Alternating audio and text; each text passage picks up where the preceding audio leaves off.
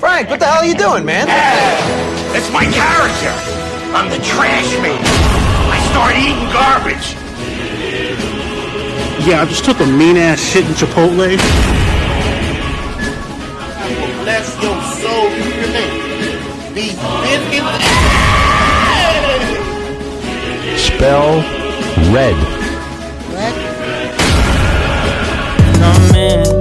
Come in. Ladies and gentlemen, welcome to another Call of Duty Zombies video, and in today's video, this is going to be another ranking video. I'm doing all these just because I want to before Black Ops 4, so we can get everything put aside, and then Black Ops 4 is on to the next table. Today, we're going to be doing the ranking every Call of Duty Zombies boss. Obviously, this is only Treyarch, and also we aren't counting anything that is a zombie reskin. So examples are Keepers from Revelations or Zetsubo, no Skeletons from Denizens, and no Templars from Origins. And also, this is based off of favoritism, not how strong they are. I think this list would be too straightforward if I just said how strong they were, because obviously all the bosses from Black Ops 3 would be put at the top of the list. And also with my last two ranking videos, those were also based off of favoritism as well. There are 26 bosses, so boys, let's just jump right into this. My 26th worst boss of all time out of any Call of Duty Zombies game are the Denizens from Transit. Oh my goodness, these little pieces of shit. Okay, listen to this. This is a good idea. Okay, let's make a map, but let's add 90% of that map not playable, and also let's have these little bosses, these little rats, that when you kill them, they give you no points, they are infinite, and the only thing that makes them tolerable is this electric knuckle.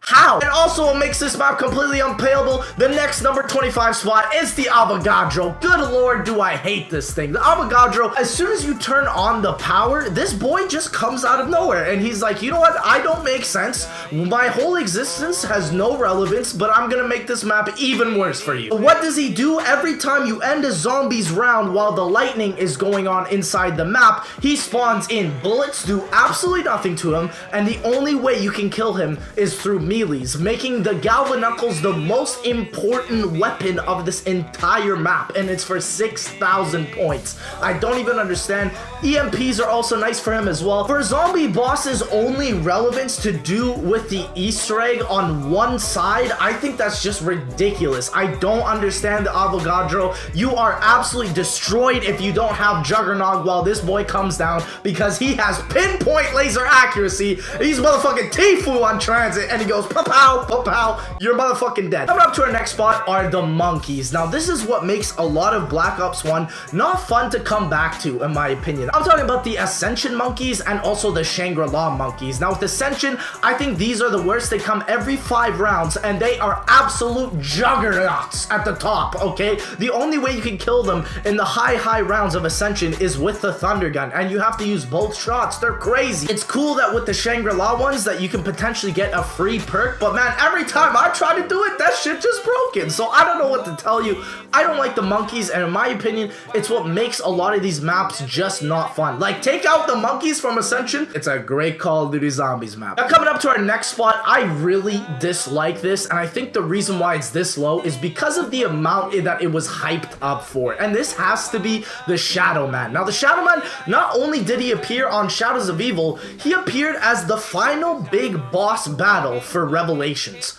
Why? Basically, with the boss fight, it just goes as simple as this. You take one component and put it in the other component, and while you do that, you take out a death machine or a high fire rate gun, shoot at him, and then click a book or just click the summoning key. He's not a fun boss battle, and I understand why Jason Blundell put him in Revelations, because that's not the true storyline. Blood of the Dead is going to be continuing the actual premise storyline. I really dislike how this was the cop-out person that we had to do. I think in Shadows of Evil, it was okay, it was nice because it was actually kind of challenging with the area that you're in, but in Revelations, it's just not fun. It's boring. You can beat this in under a minute. Now, coming to our next spot, this has got to be the Valkyries. Now, I know a lot of people are going to be surprised about this decision, but the reason why I put it is because these bosses that I've said already, they make the map not fun for me, and in my opinion, the Valkyrie kind of makes Gerard Crovey unplayable. He's one of the main reasons I didn't get to round 100. He's similar to the Parasites, but the problem problem is the higher the rounds you go, they just become so tanky. When there's so many and their numbers, it's just really not that fun to play, especially since after patch, they can actually go inside the bunker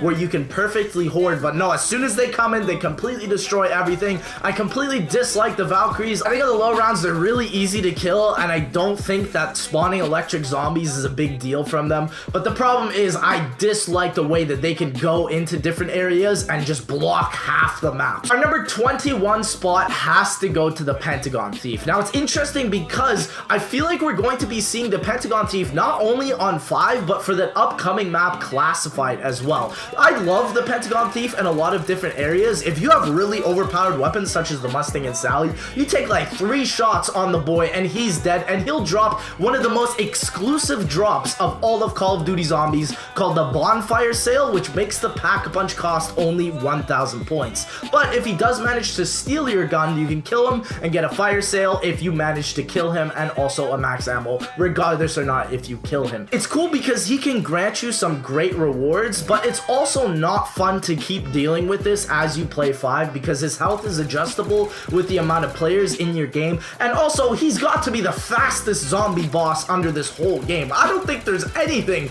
in zombies that moves as fast as the Pentagon Thief. This boy hauls ass. I don't know where Yuri's getting his marathon training lessons, but you can definitely see it in this map. Good lord. And coming to our next spot, our number 20 spot has to be George Romero. Now, it pains me to put him here because I know some people would have put him at the last spot. I love Call of the Dead. You have to get this in mind. I am biased for the map. I love Call of the Dead and I love George Romero. I think the fact that you can just completely destroy him with such a garbage gun like the Dragunov, which is a semi-auto sniper, I think that's amazing. When you destroy him, he either gives you a death machine or a Wonderwaff, depending if you beat the Easter egg, and also a perk bottle. On top of that, he comes back every 2 rounds and his health is adjustable depending on the players. I think he's a lot of fun to have in the map. It makes the map enjoyable. It makes it so that you actually move around Call of the Dead because it's such a gorgeous land piece. So enjoy the map while you play George Romero, and that's why I feel I'm putting this spot just for you guys in the comment section and the viewers. It's nice to have the VR11 as well because you can temporarily calm him down or just bring him into the water. He's not hard. He's very slow. There's many ways to get past it. George Romero, rest in peace. You're one of my favorites. Now, coming down to our 19th spot, this has got to be the Panzer. Now, goddamn, I love the Panzer because he's honestly a balanced boss, but there are times with the Panzer that I just cannot forget, man. In DE on the boss fight, if you don't have head drama, the Panzers are gonna get you. You don't got danger closest, the Panzers are gonna get your ass. They run fast. They got the flamethrower. They're gonna absolutely destroy you and your mother and your dog and your child and everybody you've ever been associated with. But the thing is, the Panzer in Origins, in my opinion, is very balanced. You can do many different things to run away from the Panzer, and also you can use as staff. But the problem is in DE with the boss fight, he's just ridiculous. Like, if you don't have a certain gobblegum, or if you're not using the right thing or the right bow, or if you run out of ammo, GG, it's over for you, dog. You're about to be dead. Pop Shocks is really nice on the Panzer as well if you're able to use that. But again, this is one of my favorite bosses because it depends mostly on skill, but just because I'm bad, I hate him for that reason. And coming up to another skill-based boss, this has got to be for our 18th spot, the Margwa. Now, this guy pops in on Shadows of Evil and Revelations, and he spawns in on the rituals mostly, but the problem is he is a boss, okay? When I think of boss, I think of 3-headed Margwa tentacle motherfucker who blocks all the spaces in the map, and if you come even 1 inch too close, slam, my boy, you dead. He is quite easy to kill if you do have the Thunder Gun, if you're playing on Revelations, or just any gun with a high fire rate. You just spray at the mouth that's open, or you just have Pop Shocks and you just completely destroy him. In my opinion, he is a fairly balanced boss. I kind of dislike that they brought them back into Revelations, but my god, I don't want them coming back into Black Ops 4. Absolutely not. The Martin was good in Black Ops 3, but let's keep it there. Coming to our 17th spot, this has to be the Thrasher. Now, the Thrasher is not really a fun boss, in my opinion, just because they are powerful in numbers. Thrashers can grow from the zombies that accidentally hit spores, and there are a lot of spores on Zetsubo, so it's quite easy to do that. And if you're playing with multiple multiple people. Your friend can be trapped in a Thrasher. I think that's a pretty cool mechanic, but other than that, it's just really not good. And also with the Thrasher spot, I'm gonna throw in the Takeo Zetsubo boss fight. The reason why is, I don't know what it is, if they did this with some recent patch or something, but when you go into the boss fight, these Thrashers one-hit KO you.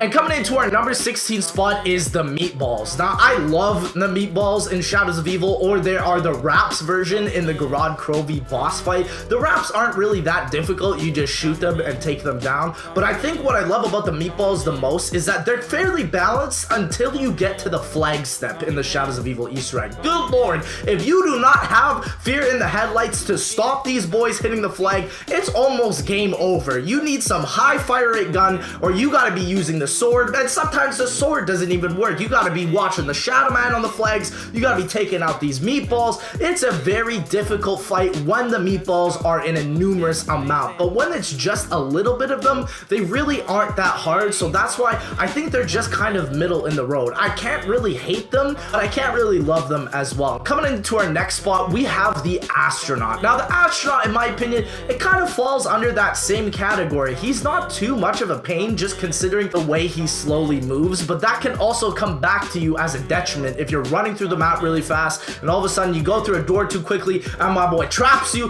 teleports you, and takes a perk along with you. The thing I like about the Astronaut though is he's got a changeable name and he's just really fun to play with, in my opinion. It's funny to see Jason Blundell over him, and when you kill him, it destroys a lot of the zombies in the vicinity, so I really like that as well. But coming into our next spot that's kind of similar to the Astronaut in my opinion with the vicinity killing is the Napalm. Now, the reason why I put him just ahead of the Astronaut is because the Napalm doesn't take your perks. I think if the Astronaut didn't take your perks, I would have put him ahead of the Napalm. The only reason I don't like the Napalm is because if you don't have Juggernog, you're basically dead. Like, this guy is a bullet sponge, number one, and number two, Shangri-La is a very small map, so getting past him is no easy feat at all, especially without Juggernog. So watch out for the Napalm. He's pretty ridiculous, but again, I would say he's fairly balanced if you play your right cards. And coming into our next spot, this has got to be the Furies from Revelation. Now again, the Furies are not too bad of a boss. If you're doing a starting room challenge or any type of challenge that essentially restricts you, the Furies can absolutely destroy you. And an interesting fact is if you kill the Furies over the Parasites during a max ammo round, the round will actually end. So it's important to focus on the Furies, but the problem is they move so fast and there's so much health if you're doing a starting room challenge. It's very difficult. Like, what I would totally suggest, you gotta get some type of defensive perk, either Electric Cherry or Widow's Wine or Juggernog, one of the two, or actually just get a shield on Revelations for that matter, and just get a high damage gun or the Maristagua, because if you have the Maristagua, these things will completely just ruin the Fury's day. Now coming down to our number 12 spot, this has to be Brutus. Now I love Brutus for the fact that he's a very easy zombie boss, but he is one of those where in numbers, the Brutus can be very, very powerful. I think there's a couple slight issues with Brutus that they've never fixed, like he can destroy your vision, he can put smoke bombs, he can shake your screen so that it's like somebody actually taking your screen and shaking it. So that's a couple problems with Brutus, but if you have the Hell's Retriever on Mob of the Dead, or just destroy him before he can lock any of the items within the map, you're basically set, and just make sure you get the Blundergat or anything powerful. Coming into our number 11 spot, this has to be the Manglers. Now, I think the reason why I put the Manglers just slightly above is that they don't lock your stuff. I know the Manglers can absolutely destroy you with their little laser gun, but yet again, they're similar to Brutus, and the problem is when you're playing on a low round on Mob of the Dead and Brutus locks Juggernog, for example, that's really gonna hurt your run, whereas Manglers, if you just have the Ray Gun Mark III and just right-click spam them, they're going to be fine. You're never gonna actually run into a problem. You just have to make sure you know what you're doing, and basically, again, they're powerful numbers, but just take them out quickly. And coming into our number 10 spot, this has to be the Witches. Now, I really love the Witches. I love how they're integrated basically into one part of the map on Buried, where when you go through the mansion, and if you don't touch them, or they don't touch you, you actually get a free perk bottle. I think it's cool. When you shoot them, you don't get any points, but you can come out the victor at the end. But the problem is the Witches can be a bit buggy. I'm not totally sure if that's still the case, but with the Witches as well, I really really do enjoy them, and I think they're perfect for buried, but I wouldn't suggest them for any other zombies map after that. And coming into our number 9 spot, this has to be the big boss fight of the dragon. Now, honestly, this is one of my favorite boss fights, but the problem why I put it this low compared to almost everything else is just because of the fact that it is a very generic boss fight. Like, when you think of any video game boss fight, you shoot at a target or you wait for somebody to shoot it. If there's a weak spot, you shoot the weak spot, do that, rinse and repeat 3 times, and that is how you kill them. I think it's a very cool idea where you need to really integrate the shield to be able to survive from the dragon's attacks and just use a powerful or a precise weapon. I think it's very cool, but other than that, it is kind of cookie cutter, so that's why I put it at this spot. And coming into our next spot that I think is slightly less cookie cutter are the spiders from Zetsubo no Shima. Finding the spider boss in Zetsubo for the first time, Patrick and I, that we did that, it was crazy to see where you could actually just find a random boss out of nowhere. He was super easy if you just have the right guns, but if you aren't equipped well enough, he can actually be quite challenging to take on. You're gonna have to farm the max ammos from the spiders, and it's actually a fun fight, and you get a reward at the end. You get the Widow's Wine, and the other thing with the regular spiders, they're one of my favorites. The only qualm I have against them is that they can lock up a lot of the map, and that's not really fun. But if you have the KT4 and if you know what you're doing in Zetsubo, then it is quite easy to handle. Coming into our number 7 spot, one of my favorite bosses actually in all of zombies has got to be the jumping jacks from Die Rise. Now, these are very similar from the Nova crawlers from the old Black Ops 1 maps, but the cool thing about the jumping jacks is if you manage to attain 100% accuracy, you actually get a free perk. They're really easy to kill. If you just move in the correct direction and place down a trample steam,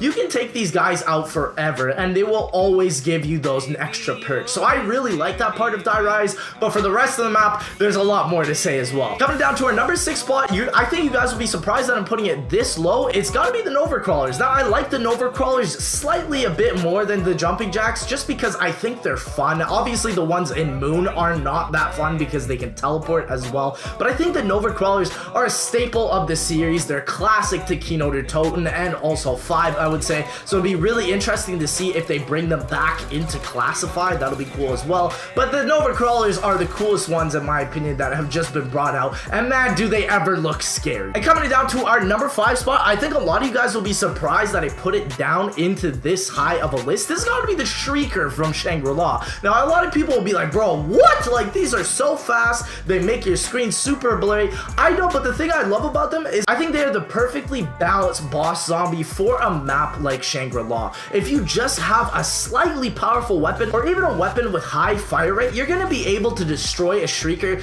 easily. And if there's a lot of zombies near you, all you have to do is just spray a full clip into them and all the zombies around you die. I think it's perfect, and I think the Napalm zombie is slightly less better just because of the fact that it's basically a bullet sponge, and this one isn't at the end of the day, and I think that's exactly what Shangri-La needed. Just something that would come at you quick, but if you took it out and were smart enough to take it out, it would be gone forever. And coming into our number 4 spot, I think a lot of you guys will be disappointed I put it this low on the list. This has got to be the Hellhounds. Now, the Hellhounds have been in a lot of maps. They've been in Shinonuma, Darice, Kino, Moon, Transit, and Der Eisendrache, and they come around every 5 rounds, and these are the staple of a boss in zombies. They're the super easy ones to take out. When you hear the Hellhound round, you know it's time to relax. You can get some max ammos. It's a very nice thing in zombies, and I don't think any zombies player will ever forget the graciousness of what a Hellhound round can offer. Coming down to our number 3 spot, this has got to be one of my favorites, and it's actually the Parasites. I really enjoy the Parasites. I think they're my favorite super boss zombie that we've seen in Black Ops 3. They're in Shadows of Evil and also in Revelations. Now, the problem with Parasites is they are powerful in numbers. Unlike a Hellhound where if you're playing solo, they can only spawn 2. Parasites are a lot more difficult. But I think that's why I love them. They're a unique boss that I never would have thought of at all, and I really enjoy them. And it's also one of those things where you can kind of just enjoy and relax. Now, coming down to our number 2 spot, this has got to be the Keeper boss. Now, when I say this is a boss fight, it is a boss fight, especially when you're not running head drama, near-death experience, or danger closest. My oh my, does the Keeper really test you, especially if you're using no gobblegums or even just classic gobblegums. This is why every single event, every single tournament for zombies, they put Der Eisendrache in, because the Keeper boss, no matter how many years later, it is an interesting boss fight to watch someone struggle through and see if they can take it on. There's so many dogs, there's so many challenging different things. There's an ultimate move. It's got to be one of my favorite, and it really puts you into the zone to see if you can destroy it. So Keeper Boss, it's got to be one of my favorites ever. But now coming into our #1 spot, I don't think you can beat this until Black Ops 4. This has got to be Nikolai. The world around us is a fragment, a twisted alternate of what was supposed to be. We have found a way to put things right. We can end the war. We can restore peace. But only if your very existence is erased from this twisted history. It's Russia. Never surrender.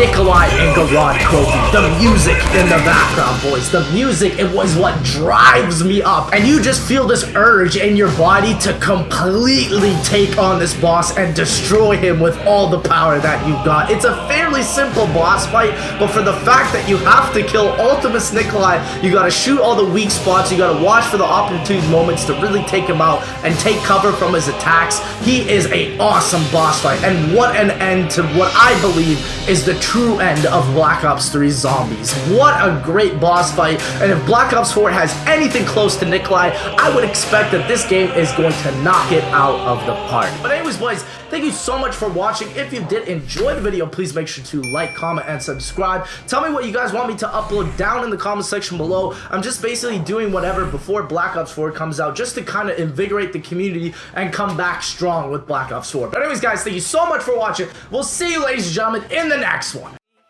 Hello, my name is Forrest. I got some things to say. I hope you have a really